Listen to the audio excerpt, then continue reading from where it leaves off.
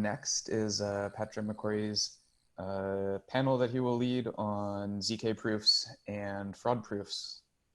And you all know Patrick, he doesn't need much introduction, but I just want to point out, he's another one of our transition to practice success stories of moving from academia and research projects to now being the proud CEO of Anydot Sender.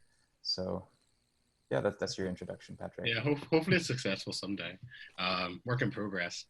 That's how we do it.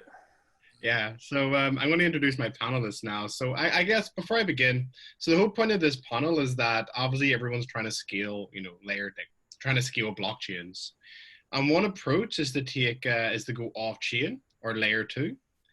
And what's gotten really popular recently are these techniques called roll-up, where you take the computation off chain. So, all the validators and everyone involved in that roll-up system, they do all the computation off chain. And all you send to the blockchain, Ethereum in this case, is the data. And that's pretty much it. So the Ethereum becomes this data availability layer, and that helps scale the network. Well, we're going to talk about does this help scale the network or not. But the idea there is that if I'm a block producer, all I care about is publishing data and minimal computation. I no longer have to do computation for every block because that's being put into the rollup block. But the question is, if they're only publishing data, how do we know that's secure and has integrity? What you could do is you get a rollup block and you send it with a zero knowledge proof, and that will prove that this block is, has good integrity and hasn't been tampered with. But of course, as we're going to see, hopefully ZK proofs can be expensive to actually produce and verify on chain. So the other approach is a fraud proof, where I send the blockchain a rollup block, and then after a 2-week window or a week window, if no one has proved there's any fraud in that block, then it's eventually confirmed and accepted by the network, by the base chain. So that's one way we're hoping to scale the network, and that's hopefully the topic of this panel. So I believe my panelists should be here now. So we have, I believe, 4 people. We have Zach from Aztec. We have Ben from Optimism. We have John from Fuel and Lazy Ledger. And we have Stephen from Off-Chain Labs. I don't think I've forgotten anyone. Let me just double check that. I think that's it. So do you guys want to do a 1-minute introduction about the project? I guess to go with what got you into Ethereum to begin with? Why have you ended up working on your protocol, and what is your protocol about, and how is it going to make everything turn into a unicorn and make Ethereum scale? Ben, do you want to go first? Sure. Yeah, I'd be happy to. Hey everyone, thanks for having me on. So I'm Ben. I work on a team called Optimism, and we're building a roll-up, like Patrick said, in the fraud proving category of things, the optimistic execution. So, we have a very original name. Yeah, I guess to answer your question, I got into Ethereum from being a Bitcoin fanatic and realizing that we had something that was going to be a lot more programmable and sort of interesting to build on top of, as opposed to just, enjoying newfound borderless economies. We could create new ones. So that was very exciting. And what we're working on in particular is building something that has the developer experience of Ethereum and acts and feels like Ethereum. So it brings all the joy that I found, discovering Ethereum into layer 2. So before this project, we were working on something called Plasma, which has some cool scalability properties, but it can't do quite everything that Ethereum can. And so once we found that, we knew it was what we had to do. So that's me. Awesome. Zach, do you want to go next? Sure thing. Hi everyone. Yeah, I'm Zach. I'm the CTO of the of Aztec. Originally, I got started in this with my co-founder because we had a very specific application in mind that we wanted to use the blockchain for, specifically creating syndicated loans and other relatively complex financial instruments, and then using a distributed consensus protocol to manage trades. So you don't need like a trusted third party to organize it. This system required privacy. We're under the assumption that someone was going to at some point turn up and solve this thorny issue of privacy on public blockchains. And back in 2017, it turned out that probably wasn't the case, not at least on the timelines that we needed. So we started doing some digging into it ourselves. Ended up, that then led us down the rabbit hole of zero-knowledge proofs and privacy, and publishing the Plonk protocol, which is it's a universal kind of ZK-SNARK proving system that only requires a single trusted setup for arbitrary circuits. And then that led us down into pivoting quite dramatically and becoming more of a privacy-focused company on Ethereum, giving people privacy tools and developer tools that they need to build private tokens and assets. And that's now led us down into the concept of the zero-knowledge rollup, which is basically a scaling, but with privacy, where your rollup blocks are kind of validating large numbers of fully private transactions. And that's what we're currently working on. Awesome. Vitalik's mentioned that a few times during the summer camp so far, so I'm definitely going to ask more questions about it. John, do you want to go next with an introduction? Sure. So hello, everyone. I'm John Adler. I used to be at Consensus up until about maybe 7-8 months ago. Can we hear John? I don't hear him. I hear him fine. Hear him. Oh, do you? Oh, crap. There's something wrong with my Zoom. Since then, I've been working on Fuel Labs and Lazy Ledger. So Fuel Labs, which is more relevant to this current panel, is building out an optimistic rollup that kind of does the opposite of what Ben Optimism are doing, which is going with the approach that okay, let's wait until Patrick fixes the echo. So it's going kind of in the opposite approach, which is saying, let's change this functionality and developer experience for extra performance, essentially. So we're essentially optimizing for maximum performance rather than potentially short-term ease of use. So that's me. Awesome, thanks for that, John. I'm going to fix my echo. My Zoom.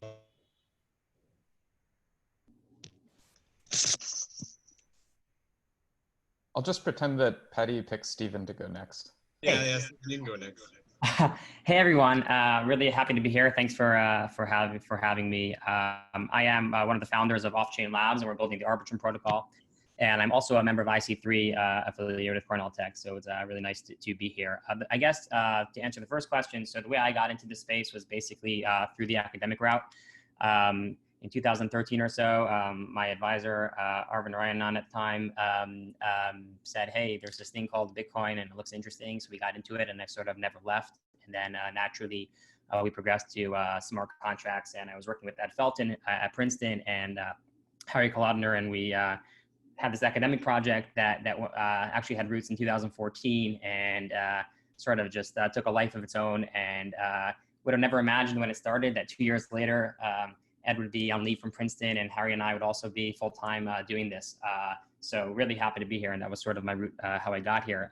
In terms of what we're doing, so Arbitrum, Arbitrum is not exactly is not a validity proof and not exactly a fraud proof either. It's somewhere in between. But the nice property is that correctness is an emergent property of our system. So we are in the optimistic roll-up category that we support full smart contracts that have the same developer environment as Ethereum. You can just take your Solidity code today and run it on Arbitrum, and it will just compile and work. And I think the thing that really differentiates us, one is because of our proof approach, we're sort of more efficient than other proof approaches that are based on like re-executing both in the common case and in the worst case. So real efficiency in all cases. And the second thing is that's I would say differentiates us is that we have no centralized components in our system. So there's no party that you assume to be altruistic that's paying for a right to do something to sort of some centralized control in the system. And a lot of roll-up projects have a sort of centralized party that can wreak havoc if in some cases, and we completely eliminate that. So yeah, really happy to talk about what we're doing more. Awesome, thanks for that, Steven. Sorry, my setup's terrible today. Okay, it's fixed now. So what I want to ask next is, Ben, so you sort of started off in this journey about 2 years ago, I guess. I remember last year at the boot camp, you were still Plasma Group. Just for people who aren't aware what Plasma is, the idea in Plasma is that there's an operator. They create a block just like in Rollup, But instead of posting the entire rollup block to Ethereum, they post a small checkpoint to Ethereum. You know, it's just like little checkpoints in the blockchain periodically. So I sort of want to ask, so what happened to Plasma? You know, Plasma was really, everyone was really excited for Plasma. Like, what were the sort of problems you found when you were investigating it? And what actually led to the OVM paper that you wrote probably about this time last year, I guess, and then towards optimistic rollup? Sure. Yeah. It's definitely been a really awesome journey. I do think that there's a bit of a false meme that's spreading around that like Plasma is dead, and it's a fun hot take to say. I'm certainly not of that viewpoint, but there are certainly limitations that Plasma has, and the main one, like you said, is because we're posting this sort of checkpoint of transactions as opposed to the entirety of the data. Then you run into some circumstances where the chain can halt. And one of the really nice properties that we have of Ethereum is that the chain sort of continuously progresses. And even if one miner censors you, you can get another one not to in pretty short order. So the way that I see where Plasma stands versus where Rollup stands is that Rollups are better for a broader class of sort of Ethereum style applications.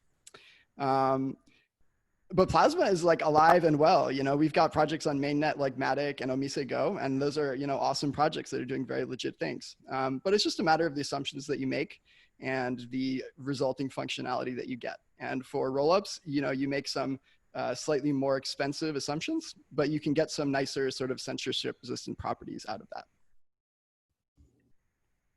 Awesome. And one thing I want to ask as well, and this will also lead on to a question from Stephen. What I've noticed is that Optimism and Off-Chain Labs have been having this debate around miner extractable value and the idea about, you know, MVV auctions and sequencers. Can you give everyone an overview of, you know, what is an MEV auction in terms of, you know, roll-ups, and why is that a good or bad thing to have in your system? Sure. So are we going to operate under the assumption that we know MEV? Because I could spend time talking about that, but that might not be. Yeah, there was a talk yesterday on MEV, but you can give a brief overview if you want. Oh, cool. Great. So the idea of MEV, right, is that in a blockchain, right, there's this decentralized set of miners, and they're proposing blocks. And, right, a block contains a list of transactions, and of course that list is ordered. And it turns out what you know, amazing researchers, you know, spearheaded by folks at Cornell have found is that there's a lot of money to be had in ordering these transactions, and particularly in putting your own transactions ahead of someone else's, right? This is a very sneaky property that a lot of protocols have. And effectively what this means is that is an increased amount of value that is distributed to miners. And either that is through miners for earning themselves, which we don't see very often, or it's through people paying miners a higher fee to get their stuff included first, and, you know, sort of simultaneously congesting the chain and paying, you know, a big price to miners to get their transactions in first, right? This is like a priority gas auction is what it's been called. So in the models for rollup that we're building, well, one of the features that we have is a delegated party who can determine transaction ordering. And the reason that we do this is because we think that centralized parties can be very valuable if we can contain them and force them into a situation where the control that they have is relatively minimal. So, for example, you might give a centralized party, you know, complete control over your system and the ability to steal all funds. That wouldn't be great. But we think there are very useful scenarios in which you can delegate a little bit of control to them. And so the idea of MEVA is an auction to this slot of sequencing. So it separates the roles of, you know, creation of transactions and the ordering, which is sort of this one atomic step of appending a block to the chain by a miner. So by auctioning off the ability to perform that role, which is effectively, you know, in some sense being auctioned off in this inefficient, you know, gas price auction on this crazy decentralized network, we have an opportunity to extract funds which are sort of, you know, being lost to the miners and reallocate them to other purposes. Because if the sequencer who, you know, can choose this ordering, you know, is able to pay for that service and compete, then in a competitive market, most of the value that they're paying, right, is going to be the value that, you know, it's just going to be minus some margin of their operating cost. And so we're very excited to be able to like reapply this miner extractable value, to other markets. And like in particular, we're really interested in things like funding public goods and open source software. And that's a whole nother, diatribe I could get into. But maybe I'll leave it at that for now. Yeah, I do like, I do like the idea there. So for the past, I guess, I don't know how many years now, 7 years, etc. There's always been a fear that, miners could be bribed out of band and this value could be extracted and it's bad. And then obviously the Flat Boys paper came out and really defined the problem. And in Ethereum, that extractable value is quite obvious with DeFi. And normally we look at that as a bad thing, but now you're sort of taking that and saying, well, actually it could be a good thing for the network and we could repurpose those funds for other purposes. So I like the complete opposite view there. Exactly. Up to some operating cost, we can extract that value. So you should design protocols which are MEV resistant, but to the extent that you can't, we have a nice generic way that applies across applications that allows us to extract that value. Yeah. So so the Off-Chain Labs team with Stephen have wrote a few blog posts where they argue that that's not a good model. So Stephen, do you want to sort of give the counter argument of why you guys think that? Sure, yes. So yeah, our team's written posts. I was also an author on the original Cornell paper. So we've been thinking about this for a while.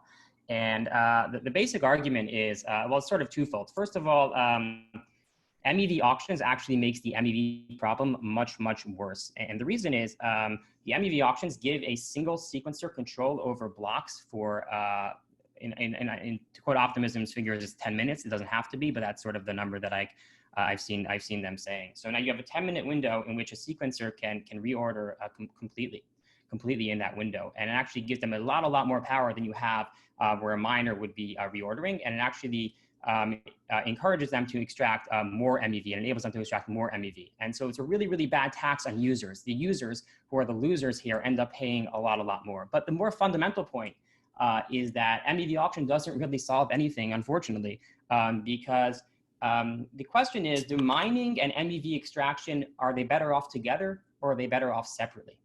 And if economically they're better off together, then the miner will win the MEV auction because they'll recombine them. If there's value of having these two things combined, then putting a gate in between them won't actually stop them from being combined. So the question is, are they better together or are they better separately? And we believe that there's economics that says they'll be combined, which is why you'll end up in the same scenario. You'll just have actually more MEV because now you've given this dictator the ability to extract MEV. And as one final point here, and then I'll leave it so not to digress too much, is there's this often implicit altruistic assumption which says, hey, the MEV person is going to be sort of a good party. The sequencer is not going to sort of mess up users too much. They're not going to wait 10 minutes. They'll give users fast finality.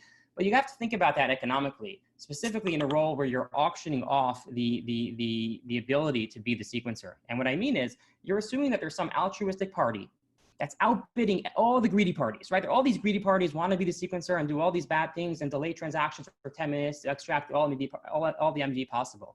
And you're assuming now that there's one altruistic party that's outbidding all of those parties, and they're not going to do these greedy things, and they're actually going to lose money because they're outbidding all the greedy parties that want to extract rent on users by extracting the most MEV possible, and they're somehow going to not do that. So the question is, who's going to do this? Is it the Ford Foundation? Who's actually being this altruistic sequencer that loses money? And if we trust this altruistic sequencer, why don't we just move to a more centralized system where they trust them with other roles in the system as well?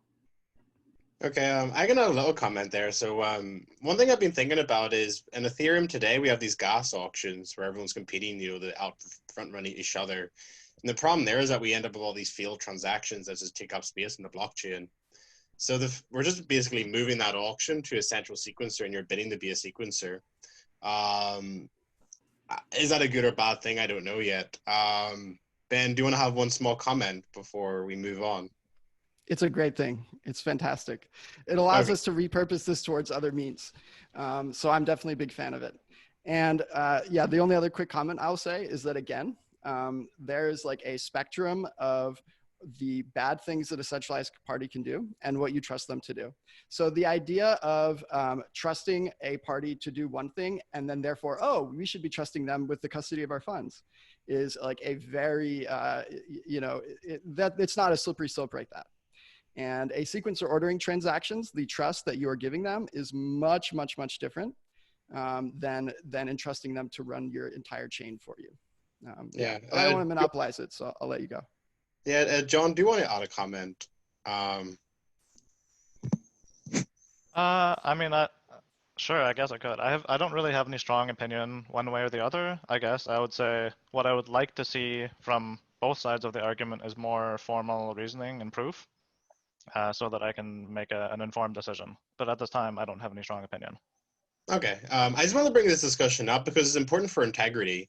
You know, this may play into the integrity of a rollup, whether you send a transaction and it gets invalidated because someone extracted value from you. So obviously the protocols have to be built with that in mind. I'm happy to move on. I want to talk about more the fraud proofs now versus zero knowledge proofs. So I want to ask you, Jack. You're obviously building ZKP rollup, so it's full of integrity there and privacy. And I want to ask you two things. So one, so far the deployed systems in terms of fraud proofs versus ZKP, or loop ring and ZK sync. Sorry. So I'm actually intrigued. Do you have any idea why a zero knowledge proof system may have got deployed before an optimistic system, for example? I mean, they don't do very much; they just do transfers. But maybe some insight there based on your own experience of developing these systems. And two, because you're actually preserving the privacy of transactions on your own platform, does that come with any gotchas compared to just having plain text rollups? Sure thing. Sorry, I'm very sorry. Would you mind repeating your first question? Because my audio cut out. Oh, sorry for that. So the first question is, in terms of the rollups, the first ones that have been deployed into production have been ZK Sync. I'm mispronouncing that, and loop ring, and they basically are zero knowledge proof rollups that basically do transfers and maybe swaps of assets. I was actually quite surprised they got deployed first before all the optimistic rollups. But since you're developing a zero knowledge proof rollup, it would be quite cool to get some insight of why that might have been a little bit quicker. Did they just start earlier? Is the tooling a bit easier for what they wanted to do, et cetera, et cetera? Yeah, I think for one thing, I think it's there's, in terms of the narrative of like the technology being used to develop rollups, I think, correct me if I'm mistaken, but basically the first idea that everyone had was to use zero knowledge proofs to create rollups because it gives you the best consensus. If you can formally verify that all your transactions are correct with an extremely relatively small computation, and you don't need to rely on fraud proofs, you don't need to rely on honest actors, that would be ideal. And I think that's what people originally started developing, but then it became apparent that there were a lot of there are a lot of trade-offs you have to make to get to deploy a ZKP system to production. Specifically, creating those proofs of knowledge is extremely time-consuming.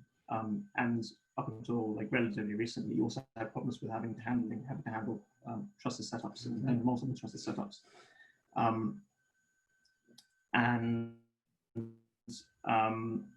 So I think that's why the ZKP ones were deployed first, because I think the optimistic rollups were a reaction to the difficulties of actually deploying a ZKP system in production. So they think it started a little later.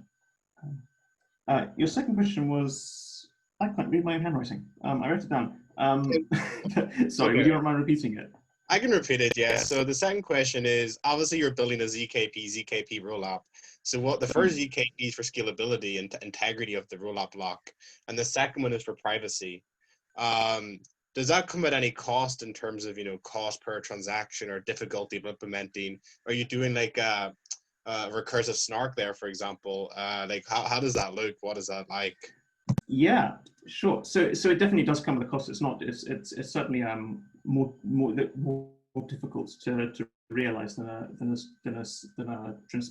non-private rollup because of the requirement for recursion. If you want your roles to be privacy preserving, not just from the network, but from the individuals rolling up your proofs, then every transaction needs to be encrypted. And so instead of rolling up a bunch of transactions, you're actually rolling up a bunch of zero-knowledge proofs that prove the correctness of an encrypted transaction. And so that requires a snark circuit that verifies a snark circuit, and that's traditionally been extraordinarily difficult to achieve.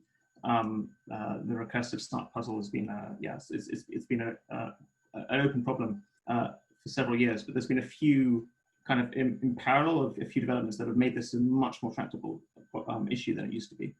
On one hand, you have the Zcash and Darren Schomburg have developed Halo, which gives you the ability to create recursive proofs very efficiently.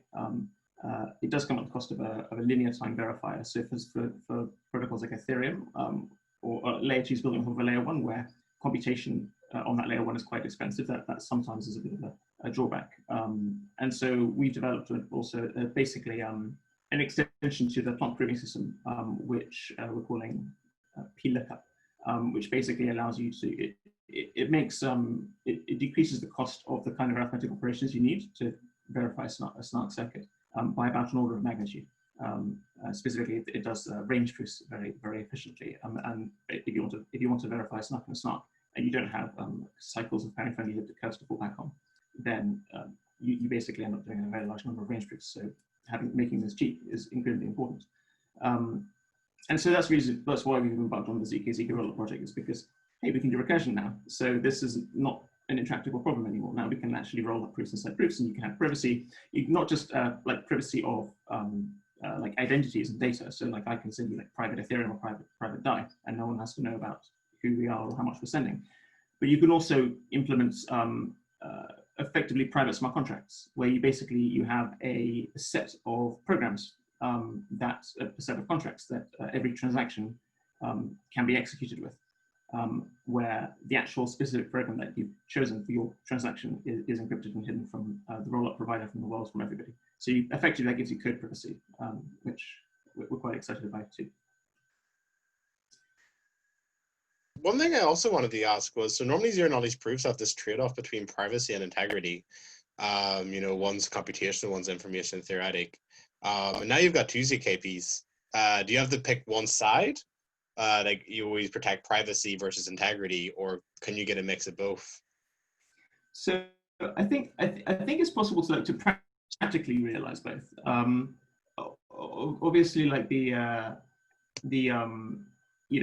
more you recurse, like the weaker the security of your proving system. But I think for practical purposes, that doesn't really, as long as you pick a large enough loop to code, it doesn't really matter.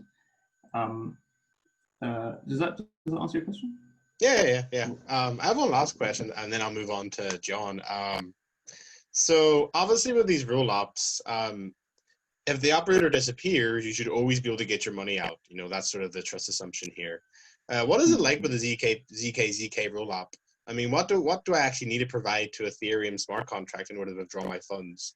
Do I provide like the witness of the pre-image of a hash maybe, and what does that withdrawal process even look like?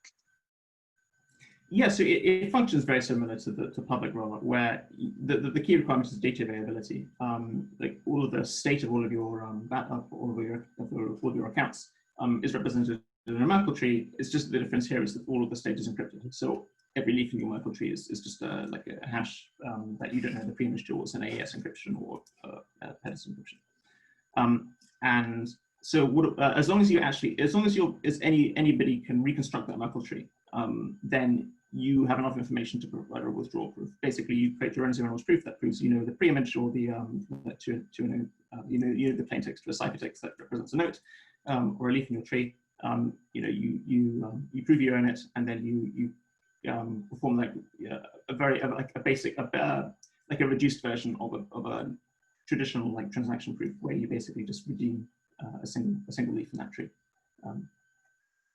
But the principles are basically the same. The rollup provider can just vanish off the face of the earth, and you can withdraw your funds at any time. Yeah, and one thing I also wanted to ask was, is it fair to call it a shielding pool? So when I lock my coins into the rollup, it becomes privacy preserving and shielded. And when I withdraw from the rollup, is it taking it out of the shielding pool, or am I just or is it still privacy preserving transactions? I could just withdraw to the main chain, but still stay part of the shielding pool. So the way I think it's very difficult to not have to unshield the tokens when withdrawing from them. Specifically, if you're building a layer 2 on top of a layer 1, where you can't really you can't make any major protocol changes to layer 1 if you're making withdrawal of tokens, like the custodianship of that the tokens transferred to a public address, and you can't hide that. What we're aiming for is effectively removing the need to unshield your tokens. If you can engage in all of your various like desired activities whilst keeping your token shielded. For example, if I want to perform a trade, I don't trade tokens. I just trade claims on. I trade like shielded notes that are claims on tokens. Then you'd have no need to unshield.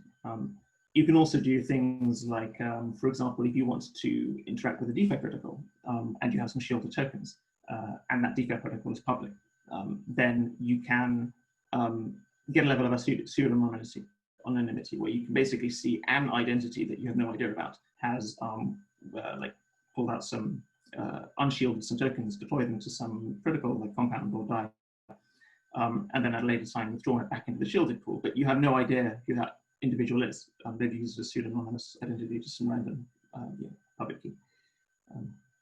Awesome. Also, just one thing I want to highlight is anyone listening to this call, if you want to actually have privacy, keep your coins in the shielded pool. Don't try to just deposit them, withdraw immediately. I think most people forget that and they just do that and they don't get any privacy. They pass through. Yeah, it's a big issue that, especially designing a protocol, we have to work around, because people are going to have like you can't stop that kind of behavior, or at least, I mean, it's difficult. You don't want to put limitations on what you can do, what people can do with your protocol, but therefore they might use it in a way which actually gives them their privacy. Because you just shield and then unshield. It's pretty obvious what's been going on. Awesome. Okay, I'm going to ask John a question now because I've been interested in this. So obviously with Off-Chain Labs and Optimism, they've been targeting generalized smart contracts. So I could deploy crypto kitties on the rollup, and you can all have my kitties on the rollup, and we're all happy with kitties. Where it appears with Fuel, it's mostly targeting just token transfers in a UTXO model. John, do you have any insight there for why you've gone down that approach, or if I just got it wrong altogether? I mean, you didn't get it wrong altogether. So the kind of intuition around why we're doing this, and James Presswich had a pretty long debate on Twitter just a couple days ago about related to this topic. But it's essentially about what does it mean to run a full node? What does it mean for something to be decentralized? What does scalability mean, and so on. But from his point of view, and from our point of view, the idea of scalability is essentially throughput divided by cost to run a node. That's scalability, where the cost to run a node is how you would quantify decentralization. So this ties into things like why is EOS so why does it have such high throughput? Well, it's not that it's scalable, and it also doesn't have to do with the fact that there's 21 block producers. It's just that the cost to run a node for EOS is much higher. That's what they decided on. And that's why they have such a higher throughput. That doesn't mean it's more scalable, because if you take throughput and divide it by the cost to run a node, it might not be higher than Ethereum. So the idea of increasing throughput by increasing the cost to run a node, in other words, by decreasing decentralization, is pretty easy, but it's not really a trade-off that I think is ideal. It's a suboptimal trade-off in our opinion at Fuel. So because of that, we decided to take an approach where we used a different execution model than the EVM to essentially allow for more transaction throughput on the same hardware. Because if you just put the EVM in a rollup on the same hardware, you're not going to get more TPS. Now, there are other ways of getting more throughput. For instance, you can add extra trust assumptions, but we also don't want to add extra trust assumptions. So we want users to be able to run a full node at home. And in fact, I just ran a Twitter poll about this. I asked, just yesterday, I asked, is it okay to be able to rent computing power from the cloud instead of being able to run a full node at home? Because a full node is if you need a very powerful full node, you can just rent some computing power from Amazon every now and then to catch up to the chain. You don't have to run a full node at home. So 20% of the respondents voted that it's okay to rent. 60% voted that it's not okay to rent, that you should run a full node at home. And the other 20 were weak, and they asked to see the results. So there's a pretty overwhelming majority that said we should be able to run a full node at home. So apparently some people on Twitter agree that being able to run a full node on consumer hardware is important. And this is the philosophy that Fuel is kind of going with, it, just saying we want to not increase node hardware requirements, but maximize throughput. And the way to do that is by using the most performant execution and data model. And what we know of is it's not the EVM, it's the UTXO data model. This allows for parallel transaction validation. It allows for stateless predicate verification, etc. So the transaction throughput is like not even comparable to what you get on the EVM. So does that answer your question? Yeah, it actually leads me to my next question, which is even better. Thank you for that, John. So, so the whole point of it, so in these roll-ups, you have the data of the block, and you have some system to check its integrity. So obviously in the optimistic world, you basically recompute most of, you run through the block and you recompute all of the transactions. Then you can say, yep, that's good. You know, that block is not fraud and nothing's invalid. Where in the ZKP world, what you do is you take all the data and then you can verify a proof that this is correct. And long term, obviously ZKPs are amazing for scalability that way. I'm just going to throw this question out there. Do you think long term, there's some debate whether you're going to have an optimistic roll up and then a ZK system on top of it, or a ZK system of optimistic on top of it, or I guess, I don't know if the second stack actually makes any sense. I guess potentially you could do that. But long term in the next 5-10 years, because of these scalability constraints, do you think ZKP rollups may just win overall? Because, you know, optimistic rollup helps miners because miners don't have to validate everything. But by increasing the throughput there, everyone else has to validate everything anyway in order to submit the fraud proofs. So anyone can take that. You can take it if you want, John. Yeah. I guess I'll give like a brief overview and then I'll pass it off to the rest of the guys here. But James Presswich actually, this was part of the big debate that James Presswich was talking about on Twitter. But it's essentially for a ZK rollup and also for, let's say, a layer, hypothetical layer 1 blockchain that was succinct. That you just had to verify one recursive zero knowledge proof, and then that's the only thing you had to verify. So it's an O of one chain. Let's pretend that is a proposal out there, and not to name any names. The kind of what we've been told is that the only thing you need to do, you don't have to trust anyone. The only thing you need to do is just verify the succinct proof, and that's the only thing you need to do. And then you're always sure that you can always get your coins. And you're not wrong that the operator can't steal your coins, but you can't actually move your coins unless you know what your state is. And if you don't know, like a Merkle branch to your state, you can't move your coins. And from my perspective, if my coins get stolen or if they get locked up forever, it makes no difference to me. I still lose my coins. And in order to actually know like a Merkle branch to your coin or your many coins, you need to apply the state transitions. And applying the state transition, the ZKP doesn't help you with that. You actually still have to do database accesses. So it's not like if you you always have to measure these systems in the worst case. You always have to say, what is the failure mode? Like what happens if things fail? Not in the best case or the average case. So in the worst case, the operator, let's say in the ZK rollup, disappears. So you have to withdraw your coins or you have to produce a new ZK rollup block. To do that, you have to apply all the state transitions. So it is not actually sufficient to just validate the succinct proof. On to the rest of the panel. Zach, do you have any questions or points for that, I guess, since you're working on this?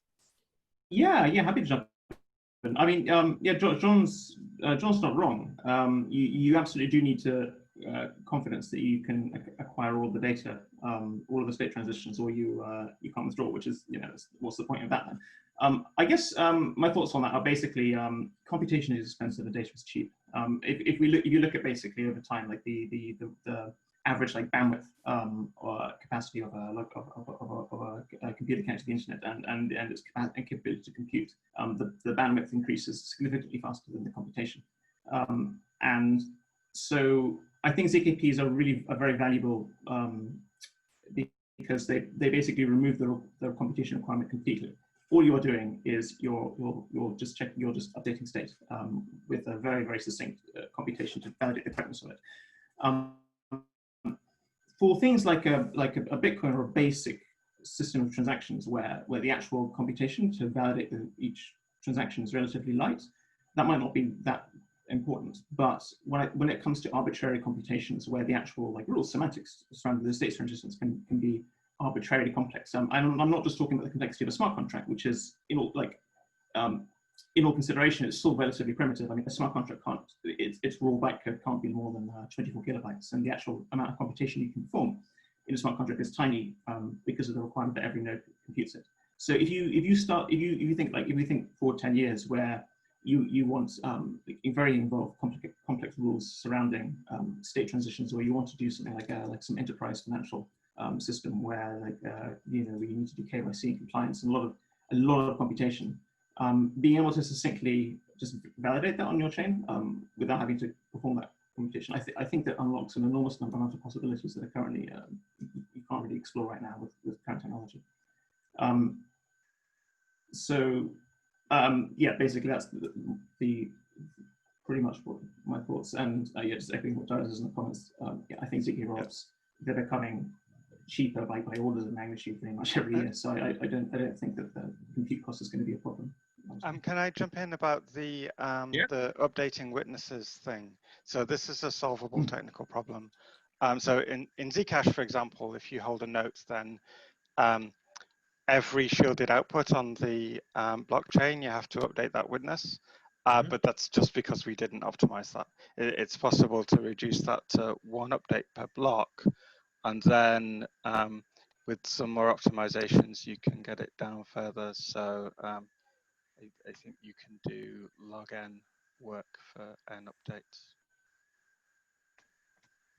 Oh, cool. So you mean you only have to do log n state transitions? I think so, yeah. You can also have helpers that are doing work that doesn't depend on your private data. Yeah. One thing I wanted to ask as well was, so assuming that the state is public at some point and we're doing these state transitions, I mean, you can prove that the state I give you corresponds to those state transitions.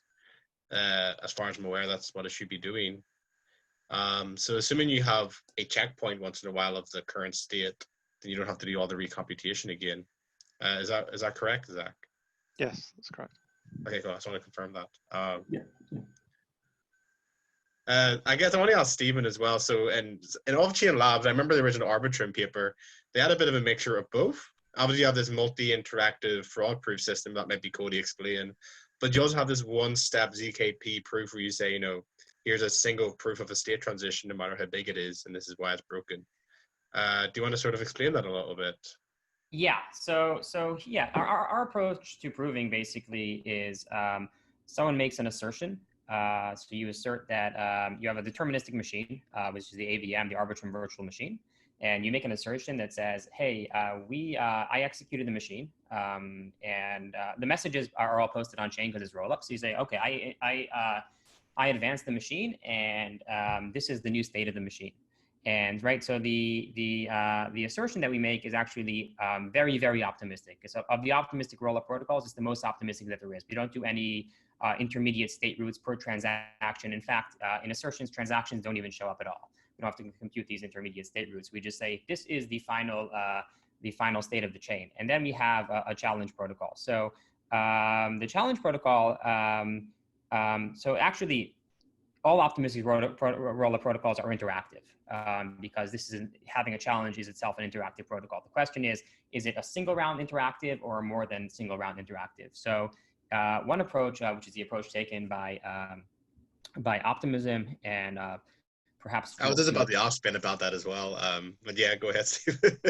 Oh yeah, so I'll just this is sort of the other approach. So I'll sort of go through that quickly. One approach is to re-execute the code. And the second approach would be, and our approach is not to actually re-execute, but to basically pass on to the challenger and bisect, similarly like to the Trubit style of proving, which actually predates Trubit in the academic literature by Canetti and others in 2007, I believe. But anyway, the point is, so we have an interactive protocol that proceeds in log rounds. And we don't really bisect, really k-sect. The constant is higher, but it doesn't matter. And what you come up to in the end is a single step of the machine that you have to execute a single step of the machine on chain. And that's sort of our approach to proving, which is you can execute exactly a single approach to a single step of the machine on chain. And this has several benefits. So the common case we have a benefit is we don't need to do these pre-bisections. And in the worst case, we have a benefit if we don't need to do, if you have a block that has a single transaction, we don't need to run the entire transaction on chain. We only need to run one step. And what this means is that we're much more decoupled from the EVM, right? Because we don't need to run full EVM transactions on chain, we just need to run a single step. So in theory, we could, on ETH1, support a WASM machine where we just need to emulate a single step of WASM on chain. We're completely decoupled from the EVM, and we're also completely decoupled from the Ethereum gas limit because our transactions are not executed on chain, a single step is. So if you have, as other protocols do, if you have, in the fallback case, you need to execute the transaction on chain, so the Ethereum gas limit is still showing up. You can't go past that because you need to be able to execute this on chain. There are proposals to break this up, but it's quite messy and it's not clear that that works. But in our approach, you're only executing one step on chain. Transactions don't even show up here, so you can go way past the Ethereum gas limit in your transactions if you want. As to your second question about the Can I ask a question there? Can I ask a question just to clarify in my mind? So you obviously have a list of computational steps that and one of them are fraud, and we don't know which one is the bad one. Mm-hmm. So the bisection protocol is basically like a binary search where it's like you hop back and forth until you find the problematic one, and then you just do that one-step execution. Is that a fair way to describe it? That's exactly correct. In practice, there are several optimizations here, but the base protocol is exactly that: is we hop back and forth for logarithmically many rounds, find the one step that we disagree on, and we execute only that single step on chain. Those steps, are they done on the Ethereum blockchain, or are they done amongst the Arbitrum, I guess, committee, the off-chain system itself? So this is to my point before. In Arbitrum rollup, we have no off-chain committee. We have no trusted node. So everything, the refereeing of that is done on the Ethereum blockchain, but it's super simple. It's just basically checking hashes, right? Up until the last step, it's just you have to get hashes that compose. And you say, okay, I'm breaking this up. I claim that this is the first half, and you just sort of it's a very, very simple refereeing protocol. And the last step is just a single machine state executed on chain. And the zero knowledge point you asked about, it doesn't actually apply in rollup mode. Because in rollup mode, all the data is public, so there's no reason why you'd want privacy here. But if you think about what we call Arbitrum sidechains, which is a mode where you have a data availability committee as well, and you want private smart contracts. So these contracts can, if you're in like a state channel approach, you don't really get privacy because you have privacy when everything stays off chain. But if you need to execute things on chain, then privacy is gone. But in Arbitrum, you don't ever actually need to execute everything on chain, even in the failure case. You can have a sort of an Arbitrum channel, which is like a state channel, but that comes back, that comes on chain, and that can go back on chain. And the only thing you'll ever leak on chain is a single step of computation. So then the natural question is, can you eliminate even the single step of even the single step leak from the dispute protocol? Because from a practical perspective, leaking one step of a virtual machine seems like nothing. From a cryptography perspective, this is terrible, and it could very well be terrible. You could leak a very important bit of a key, or do this many times. Yeah. So the attacker can make sure that it's leaking something important. Exactly. So then the point here is you can attach a zero knowledge proof, and unlike zero knowledge proofs for arbitrary smart contracts, this is like a single static circuit that all it does, it's able to compute one step of a particular virtual machine architecture. Again, we haven't implemented this because in Arbitrum rollup, this doesn't make sense. And so far, the only thing that we've launched on testnet is Arbitrum rollup. But if you wanted a mode that has privacy where you have data off chain, then you can do this to get sort of state channels that have on-chain fallback with privacy. Awesome. Okay, so just to summarize that, because that was a very long answer, it was basically the way they guarantee integrity is that there's off-chain virtual machine, you're doing all the computation there, and you're posting these rollup blocks. And if there's a problem, you jump, you find the sequence of computation you care about, Bisection Protocol, and then a small ZK proof of whether it's correct or not. Is that a good way to summarize it, Stephen? Yes. That's exactly correct. Okay, that's my my 30-second pitch for how that works. Cool. Yeah, much more eloquent than I was. So. So for Ben, Optimism takes a completely different approach, as far as I'm aware. It's a non-interactive fraud proof, where given the rollup block, you just say there's the problem, and then you go and the EVM recompute. Then the block recomputes and say, yeah, that is a problem, or it's not a problem. What sort of made you go down that road? Is there any complexity around that? What makes that difficult to do? Sure. So I think one of the there's been a lot of good discussion recently in the Twitter, crypto Twitter sphere. I hate to use that term, but there's one of the cool things that's been coming out of the community recently is I think there's a lot more active interest in diving into the trust assumptions that everybody makes. And the biggest trust assumption that an optimistic protocol makes is they make an assumption of a main chain liveness. And basically, what does this mean? Basically, it means that there is some, dispute window.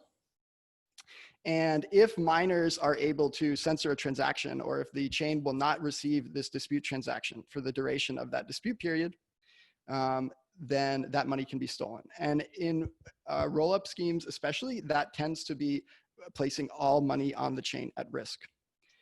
So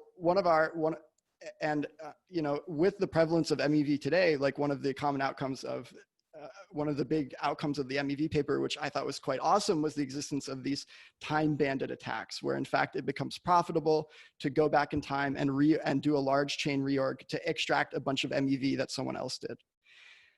So when we went for the single round of interaction, one of the guiding principles there is that we want to be very careful about the way that we're placing funds at risk. And what happens in a multi-step interactive game is that in every single step of the game, if you get censorship over that period, then the money can be lost and the dispute will not be successful. So yeah, I would say that's a big factor. I think the AVM has a lot of good attributes in terms of the, sort of computational efficiency, and it's like this better version of TrueBit. But we have lots of concerns about, the ability of miners to just steal all the funds. And by the way, as a hot take, I didn't jump in on the last question, but I'm a huge fan of validity proofs for this reason. So I work at a company, called Optimism, but I actually think that zero knowledge proofs are amazing for this because it is, much nicer not to be worrying about that. Can I address that, Patrick? Yeah. Yeah. So I'm also a fan of validity proofs, by the way, and I wish that there were validity proofs that could do smart contracts. So we all agree. Keep up the good work, Zach. But to address Ben's point, I have to staunchly disagree with that, because if there's ever a point, a window in the chain where you lose control, then no matter if your dispute process is 1 block long or logarithmic blocks long, you can always steal funds in an Optimism protocol and an off-chain labs Arbitrum protocol, because you can just make an assertion and during the bad window, and there's one window that elapses. So if you have an ongoing chain, you need this assumption to always hold that no one can go in and steal funds, and then everyone's paying attention during every challenge window. And it doesn't matter how long your dispute resolution is, as long as there is activity going on the chain. Maybe it matters if you can, during the window, if you can steal funds that were asserted 5 minutes ago or 1 minute ago. But if Optimism has a window in their chain in which nobody's paying attention, even though they have a one-step proof, it doesn't matter, because I steal funds, no one's paying attention for that window, and I go away with the funds. So that distinction is not actually correct. Can I clarify for everyone listening as well, because this is like a very technical detail. So what happens is that you have the base chain, and obviously you submit a roll-up block, and there's a fraud-proof window, between one roll-up block and the next roll-up block. And the question is, can you submit a dispute to the blockchain within that time window? In the single fraud case, you need to get, this is a really big, this block is full of fraud, then there's going to be lots of frauds hitting the blockchain, and between the gap window, there needs to be enough capacity for that. And in the multi-round game, in fact, there may even be more transactions, I guess, because but actually much smaller transactions, right? And it's much easier to get a smaller transaction on chain than to get a massive transaction on chain. So let me follow up there quickly. Yeah. So I don't mean to suggest, of course, you're definitely right, Stephen. I totally agree. Like, obviously, if the chain collapses and our security assumption that is securing our L2 collapses, either solution will break, right? The differentiation that I was making is that in a multi-step game, this can happen during any one of those steps. And so whatever time period that you choose to be the time which is sufficiently long for the attack not to be able to be pulled off, that can be made the dispute period in the case of a non-interactive proof. But you have multiple steps along that path that you all have to squeeze into that security assumption in an interactive one. No, each one has its own dispute period. That's not correct, right? We have the challenge for each of those steps. So it will be the same. Well, maybe I'm listening. I can leave it here if you want. We can take that offline. That's going to be I only have 5 minutes left, and I have 2 more questions I want to ask. I just want to point out though that this has to work in the case where an attacker is denying service. So you are relying on your DOS resistance of your network as well as in any optimistic protocol. Yes, I didn't know if anyone wanted to answer that. What was the question? Yeah, do you want to repeat it? That you're relying on the denial of service resistance of your. Yeah, of the parent chain. Yeah, exactly. Yeah, so they fundamentally speaking, if in optimistic and any of these optimistic rollups, if that block is full of fraud, actually I guess that's not a problem. I mean, if you prove one bit of fraud, then that should invalidate the entire block. Actually, I don't know if that's the case for Optimism. In Optimism, if the entire block is full of fraud, does one instance of fraud disqualify the block, or have you got to prove every individual case? If it does, then you've just introduced an denial of service vector. Yeah, that's what I'm asking. Yeah, so I mean, in our model, and I think this is, I'm not sure if this is universally true, but I don't. This is definitely the case in at least some other protocols. So in our model, there's no such thing as a fraudulent transaction, right? Only a fraudulent assertion of the result of a transaction. So there's like basically no such thing as an invalid transaction being added to the rollup chain. The worst thing that can happen is that it basically doesn't result in any state change because the transaction, you know, from a practical perspective was invalid. Yeah. So it's all about disputing assertions, not about disputing blocks if a block contains a transaction. Okay, I want to ask, this may run over by 2 minutes, sorry guys. I have one general question I wanted to ask, which was about, so in the state channel world, what people were really excited about was having a state channel of your counterparty and installing hundreds of dApps between you, maybe like a Battleship game, or because we did Battleship a few years ago, chess, whatever else. And the problem they had was that if you install lots of smart contracts and your counterparty disappears, you've got and you're halfway through a Battleship game, then what happens? You know, do you have to withdraw the entire Battleship game to the blockchain and then continue the progression there? Like, how does this happen in rollup? Let's just say, how do you deal with the operator disappearing? I know some protocols have like committees where you assume one of them is online. So as one operator is online, you can always recover. But what if, like, you know, the worst case happens? How do you deal with getting what happens to the smart contracts on the rollup chain itself? Does anyone want to take that? I don't really want to point to anyone. I don't quite follow. I didn't follow the question either. Oh, so the problem is that you have this rollup block full of different smart contracts, and the operator disappears, and there's no more progression. What happens if you're halfway through a game, let's say a Battleship? Yeah, I'll take that. There's no real outcome there because you're halfway through a Battleship game, so you don't know who deserves the money. I'll take that question. Cool. Yeah, I think that this is true. I mean, definitely in Arbitrum, there is no operator, so that's not a risk. So it means that users post their transactions on chain, and you know, there's an assumption. So by operator, you mean that validator, that there's nobody validating the node. Block producer who's posting rollup blocks to Ethereum. Oh, sure. So yeah, so we have an assumption. Yes, there is an implicit assumption that someone needs to be posting these rollup blocks. We have a model where this is incentivized and paid for, but the most important thing is this is permissionless. Anyone can be a block producer. So if you're in this Battleship game and you won, go ahead and be the block producer and just post that block to get your funds. And of course, it's rollup, so you can do that. You have the data and it's permissionless. Cool. I see with a thumbs up, Ben agrees with that, so I guess it's the same for Optimism. Is that the same for Fuel, John? It's all the same for our ZK rollup. Yeah, having a permissionless rollup creator. Yeah, Awesome. it's the same for Fuel, permissionless Awesome. block production. Cool. I just wanted to highlight that. Okay, we're going to finish now, but I want you guys to, I don't know if you guys are comfortable with this, and if you don't want to, you don't have to, but obviously there's this big Reddit baking contest going off, and you're all about the enter, I assume. So if you guys want to give like a 30-second pitch for why you're going to win, maybe that'll be fun by the end. You don't have to if you don't want to, in case I don't want you leaking information before you have to submit to the contest, but maybe a fun way to finish. So, John, do you want to go first if you want to do it? You'll see tomorrow. Stephen?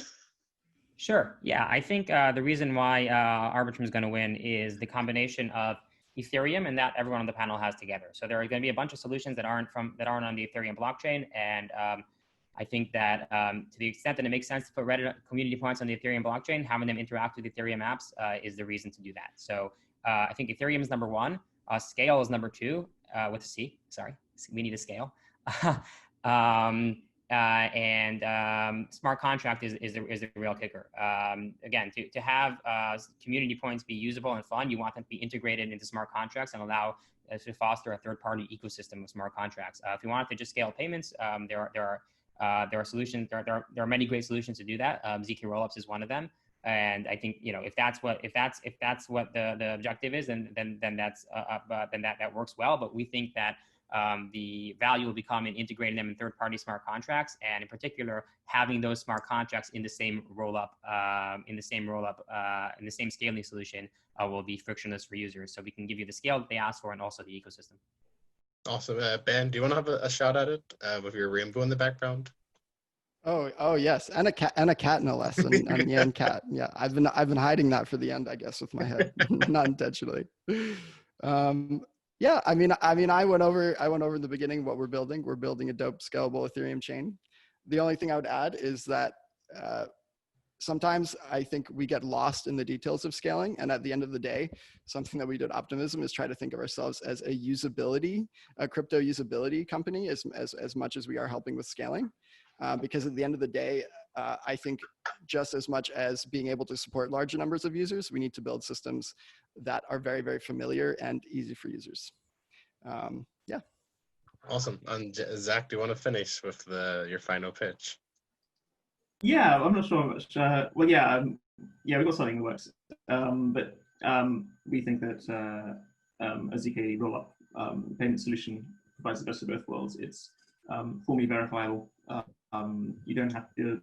It uses the bare minimum trust assumptions, and if they were holding this bake-off in a few months' time, then we'd also be able to deliver the private smart contracts. I think for us it's a bit Reddit scores are slightly orthogonal to us because Reddit don't care about privacy. But if they did, then you never know. They may care about the privacy of transferring your Moon tokens. Sorry. Yeah, it kind of goes against a lot of what Reddit. Yeah. Okay, awesome. Thank you for that, guys. I just want to finish up with a summary of the panel. So we've had four amazing panelists here. Zach's working on a ZK rollup for privacy preserving scalable rollups. Ben's working on optimistic rollups. They were starting to work on with the OVM layer paper. They went from Plasma to optimistic with one-step fraud proofs. We have Stephen working on off-chain labs from a paper from Princeton called Arbitrum, where they have multi-step interaction proofs for little GK steps in between. So they're a bit of both. And then we have John working on Fuel, which is for token transfers. And that's, I guess it's a bit like in the Bitcoin world, isn't it? You're trying to minimize the state transitions. Bisection does as little as possible. I think that's pretty cool. And they're all doing very different approaches, which is why it makes the panel so interesting, and that's why it gets a bit heated sometimes. I'm really excited to play with them all. So thank you guys for being amazing panelists.